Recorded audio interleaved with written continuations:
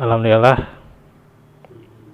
hamdan kasiran thayyiban mubarakan fih, kama yuhibbu wa rabbuna wa yardah. Asyhadu an la ilaha illallah wahdahu la syarikalah wa asyhadu anna Muhammadan abduhu wa rasuluh alladzi la nabiyya ba'dah. Alhamdulillah, ikhwatu fillah sekalian, di malam hari ini kita kembali dalam majelis kita dengan rahmat dan juga hidayah dari Allah Subhanahu wa taala. Kita bisa berkumpul yang hari ini akan melanjutkan pembahasan dari Manhajus Salikin, pembahasan tata cara sholat. Kita sampai pembahasan takbiratul ihram. Nah, ini selama ini mungkin kita bisa jadi baru belajar atau pernah belajar tapi belum diterapkan ya. Bagaimana memahami makna lafaz takbiratul ihram. Ya, kita tahu aja ya kalimat Allahu Akbar itu maknanya Allah Maha Besar gitu. Tapi penjelasannya, nah ini yang perlu kita kaji pada malam hari ini ya.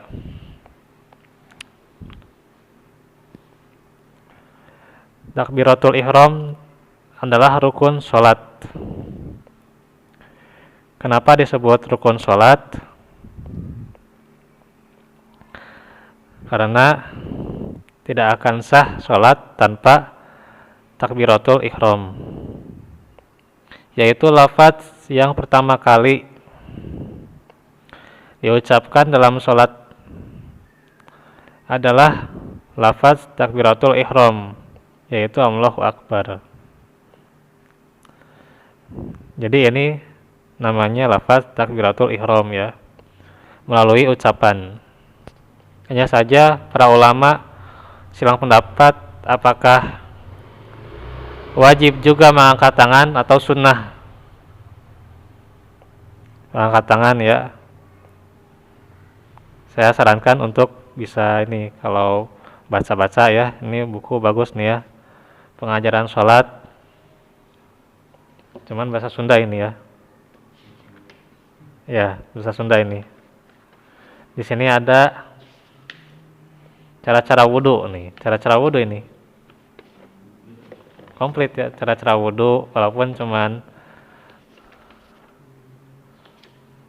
tidak semuanya ya.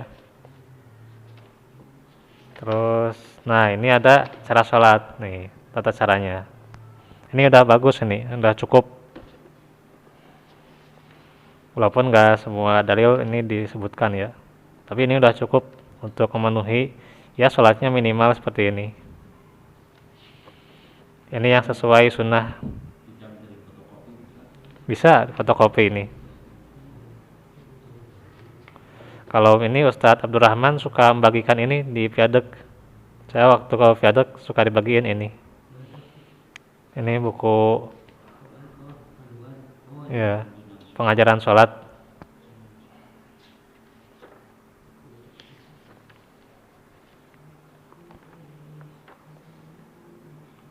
Pengarangnya Ki Haji Abdullah. Secara ringkas ini ya pengajarannya. Dan nanti paling bagaimana untuk praktek ya sambil aja ya. Karena mungkin keterbatasan juga, kita jelaskan aja yang ada di buku ini.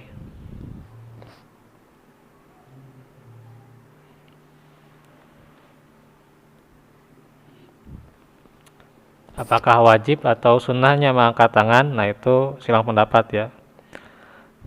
Tapi para ulama bersepakat bahwa takbir itu adalah ucapannya. Takbir itu ucapannya, bukan angkat tangannya. Nah itu sepakatnya, ijma'nya. Ada yang anggapannya keliru ya Pak, misalnya gini, kalau takbir dalam sholat itu dengan mengangkat tangan, katanya berarti takbir dalam sholat id ya, atau sebelum sholat id ya, takbir sebelum sholat id kan, nah itu kan takbir, katanya berarti Allahu Akbar, la ilaha illallah. Jadi disimpangkan kayak gitu. Ada yang kayak gitu penyataannya. Sehingga karena menyatakan takbir dari mengangkat tangan seperti itu penjelasannya, padahal itu keliru ya. Takbir yang dimaksud oleh Nabi itu adalah ucapan Allahu Akbar. Artinya mungkin suka ada yang gini, Allahu Akbar. Nah, jadi nggak langsung gini, nggak langsung dari sini Allahu Akbar gitu, tapi langsung Allahu Akbar. Ada yang gini, Allahu Akbar, rupa-rupa.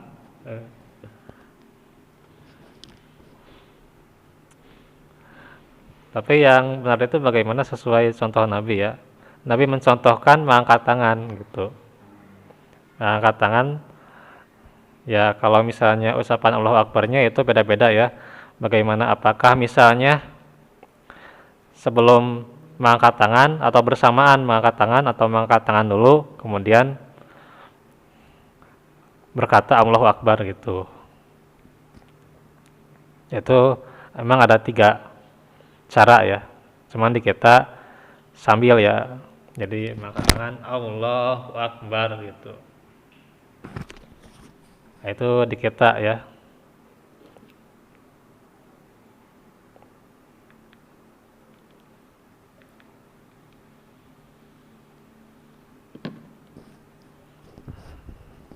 Nah itu takbir ya, ucapan Allahu Akbar.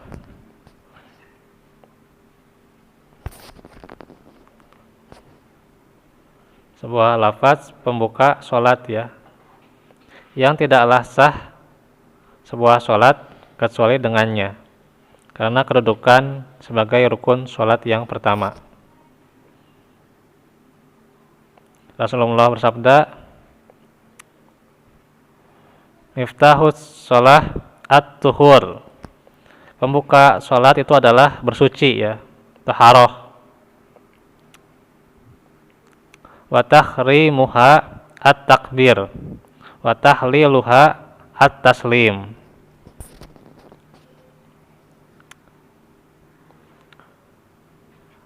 Sesuatu yang mengharamkannya adalah dengan mengucapkan takbir. Artinya kalau kita sudah takbir, nggak boleh apa-apa, nggak boleh berbicara ya, nggak boleh makan, nggak boleh banyak bergerak ya, yang tidak sesuai dengan gerakan sholat, yang berlebihan dan sebagainya. Nah itu kalau sudah takbir tidak ada gerakan apa-apa ya selain gerakan sholat, kecuali kalau ada uzur ya. Ya uzur misalnya gatal atau bersin kan ditutup gitu, atau misalnya ya menguap ditutup gitu kan. Nah itu uzur itu mah. Iya. Ya menguap juga ditutup. Kalau terbuka itu makruh. Ya. Makanya kalau kata Nabi, menguap dalam sholat itu dari setan. Ya. Kalau bisa ditahan gitu. Iya. Ya, apalagi kan kalau bersuara gitu.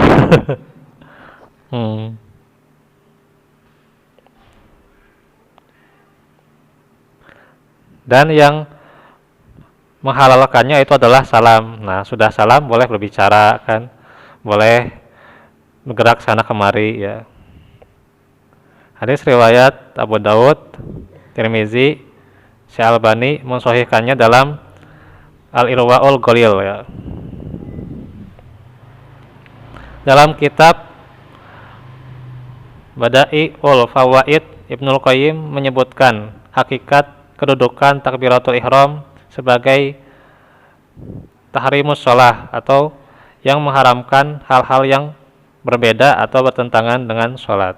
Sebagaimana dalam hadis, beliau berkata, yaitu yang dimaksud tahrim sholat, ya di sini adalah pintu masuk sholat.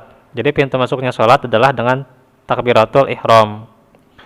Sedangkan tahlil sholat adalah pintu keluar dari sholat itu sendiri,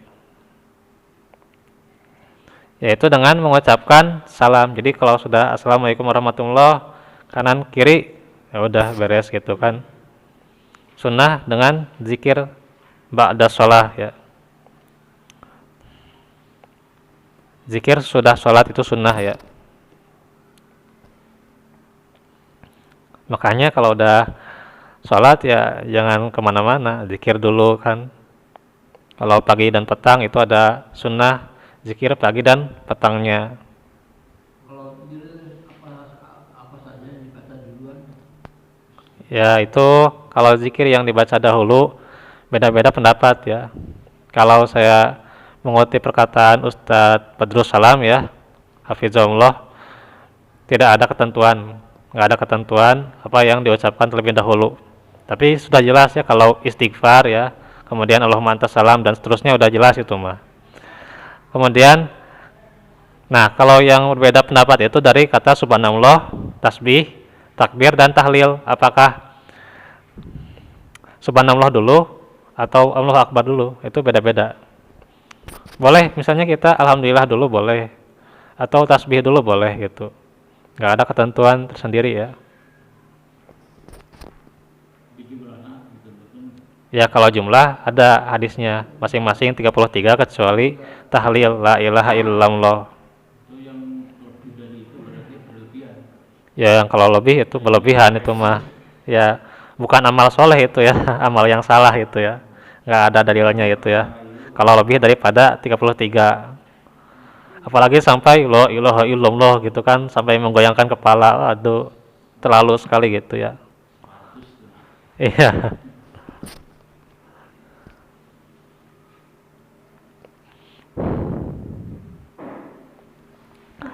Maka dijadikan takbiratul ihram sebagai pintu masuk dalam sholat dan mengucapkan salam sebagai pintu keluarnya untuk suatu hikmah yang indah ya.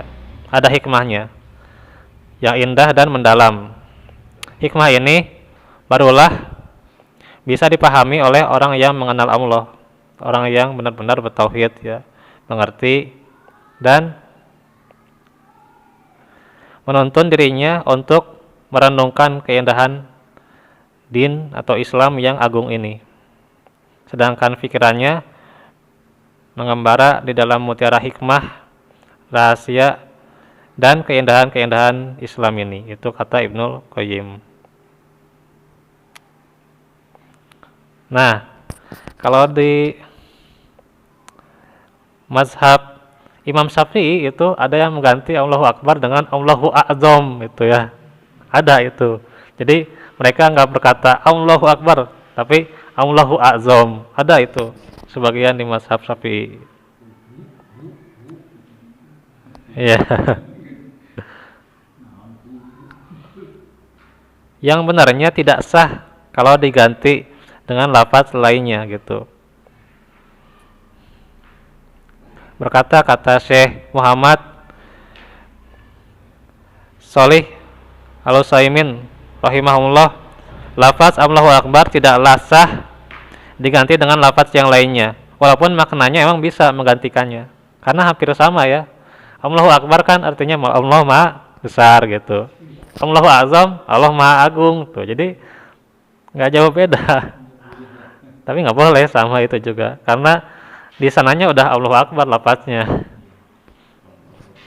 Ya, contohnya emang gitu. Nggak bisa diganti-ganti. Atau misalnya Allahu Ajal gitu kan. Itu juga kan agung maknanya. Azza wa Jalla ya. Azza itu yang maha perkasa, Jalla itu maha agung atau maha mulia. Ya, itu juga nggak boleh ya. Jadi nggak boleh diganti, tetap aja Allahu Akbar. maka tidak akan sah ya kalau diganti dengan lafaz yang lain. Nah, sekarang kita masuk makna Allahu Akbar. Saya Muhammad Solih Al-Utsaimin rahimahullah menjelaskan makna takbir Allahu Akbar, bahwa kata akbar mengandung makna melebihi. Namun Pak Sugeng hafalnya bahasa Arab Allahu Akbar misalnya. Kan itu pernah dibahas ya Pak di tafsir Al-Baqarah ya. Itu gimana maknanya kalau akbar itu pasti ada makna itu melebihi itu ya, paling gitu. Itu.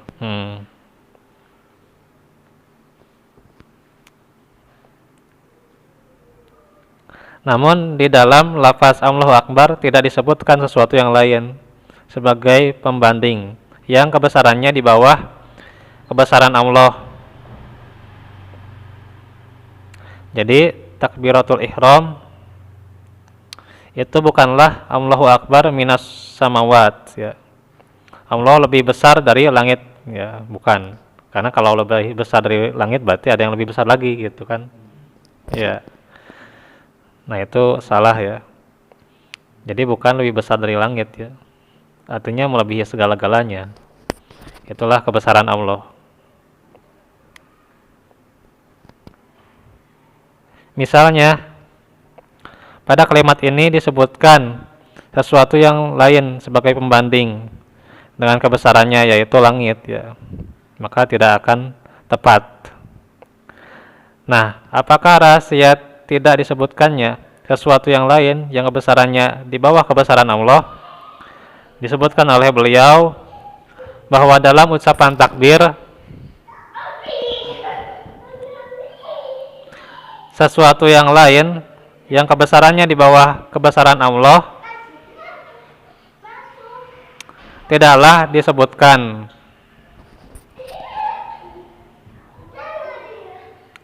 Guna mencakup segala sesuatu selain Allah. Dengan demikian kesimpulannya Allah Azza wa Jalla lebih besar dari segala sesuatu ya, atau maha besar dari segala sesuatu. Itu dalam Syarhul Mumti. Juga beliau menjelaskan maknanya adalah bahwa Allah Ta'ala lebih besar dari segala sesuatu dalam hal zat ya, nama-namanya dan sifat-sifatnya, serta seluruh makna yang tercakup di dalam lafaz ini ya, termasuk kata misalnya dalam Asmaul Husna kita mengenal kata kabir ya, yaitu Allah maha besar daripada segala sesuatu ya. Nah, sekarang masuk ke kesalahan yang terjadi dalam pengucapan takbir Allahu Akbar. Ada dua. Misalnya dipanjangin ya, Allahu Akbar. Nah, itu nggak boleh ya. Nggak boleh dipanjangin si hamzahnya. Allahu Akbar. Jadi beda maknanya. Kalau A itu yang panjang gitu ya. Terus masukin ke lam ya. Lam jalalah. Allahu Akbar. Jadi maknanya apakah Allah Maha Besar?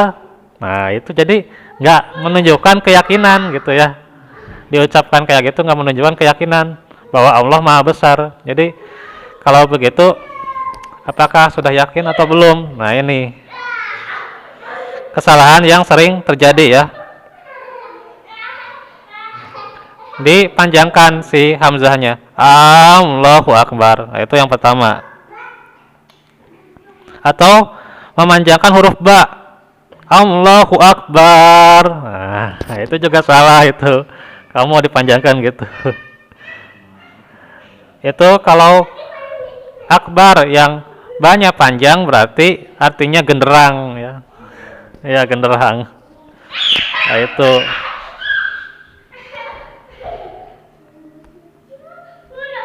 Nah, maha suci Allah dari sifat-sifat tersebut ya.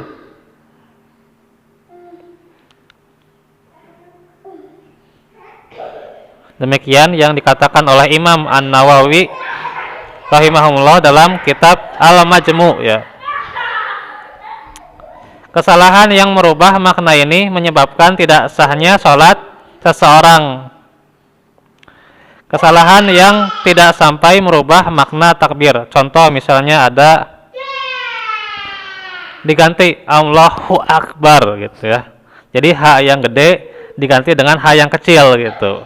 Nah, itu juga itu sebenarnya boleh-boleh kalau misalnya dia tidak tahu ya. Tapi ya kalau sudah tahu berarti wajib dia ganti ya. H yang kecil menjadi H yang besar gitu. Kalau tidak tahu ya wajar gitu. Kalau sudah tahu ya jangan masih kayak gitu ya. Karena itu walaupun tidak merubah makna, maka itu adalah kesalahan ya. Itu masih sah ya. Kalau nggak berubah makna itu masih sah ya. Tapi kalau sudah merubah makna itu tidak sah. Kayak tadi Allahu Akbar atau Allahu Akbar. Nah, itu nggak sah itu. Makanya ya. Kalau kata guru saya itu di Tarkiyah Ustadz Yan Al-Farabi, kalau misalnya melihat imam yang kayak gitu, berarti kita pindah aja, nggak usah bersama imam itu. Takutnya kita malah jadi nggak sah gitu. Ya, takutnya kita nggak sah karena terbawa-bawa. Walaupun misalnya kita terbawa-bawa, misalnya salah di Al-Fatihahnya, nah kan itu bagian imamnya, tapi ya lebih amannya jangan diikuti gitu. Nah, itulah bagaimana pentingnya mengangkat imam dengan benar gitu ya dalam Islam, dalam sholat ya.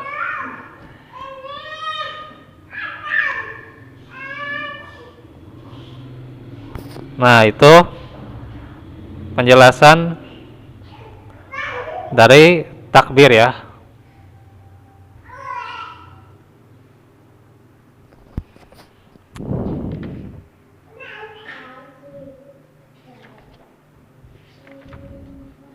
Nah, terus tata cara ya takbir itu sendiri sudah dijelaskan barusan ya. Apakah takbir dulu kemudian mengangkat tangan boleh ya, atau mengangkat tangan sambil bertakbir, atau mengangkat tangan dulu kemudian bertakbir gitu. Jadi boleh ketiga-tiganya. Boleh misalnya Allahu Akbar langsung gini gitu, atau misalnya Allahu Akbar, atau angkat tangan dulu kemudian Allahu Akbar. Nah, itu boleh ketiga-tiganya. Sebagian mengatakan itu boleh juga di gerakan yang lain ya, sebagian tidak.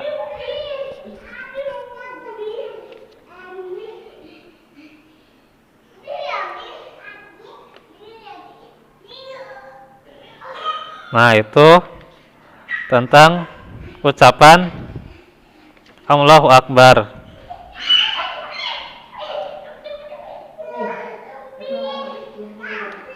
Jadi pembacaannya halus benar.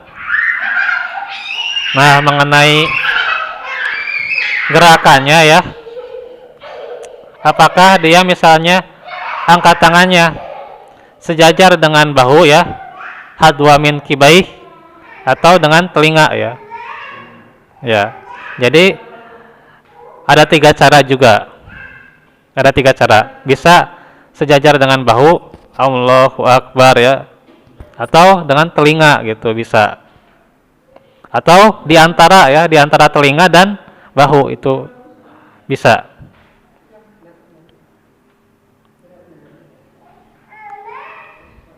Nah, itu dari angkat tangannya ya.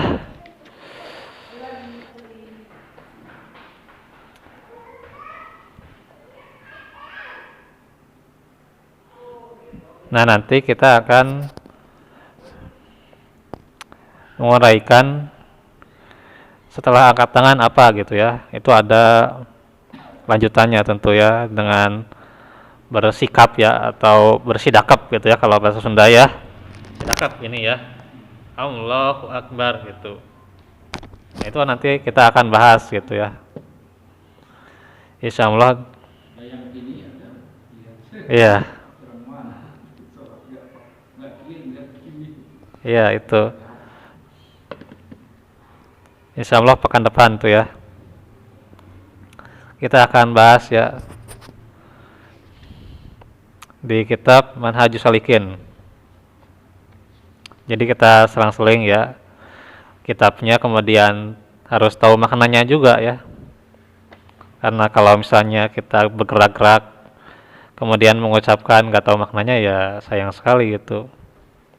Nah ini harus kita tahu bagaimana gerakannya, bacaannya, maknanya, maka sholat itu akan jadi bermanfaat buat kita. Bakal jadi penghindar ya, tanha anil fahsya iwal munkar ya gitu.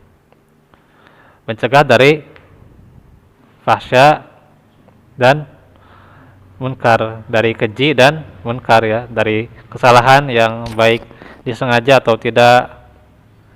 Ya kalaupun tidak disengaja ya tidak menjadi kesalahan yang besar, atau misalnya kalaupun salah juga kan baik terang-terangan atau yang tersembunyi gitu ya. Nah itu bisa, keji dan munkar itu bisa terhindar dengan sholat yang benar-benar sesuai contohnya. Nah itu insya Allah akan dibahas juga ya nanti tata caranya. Besok insya Allah ya kita bisa melanjutkan tema yang lain seputar keikhlasan ya. Karena waktu Isya sebentar lagi ya. Ya. Lebih berapa Pak? 57 ya. Ya.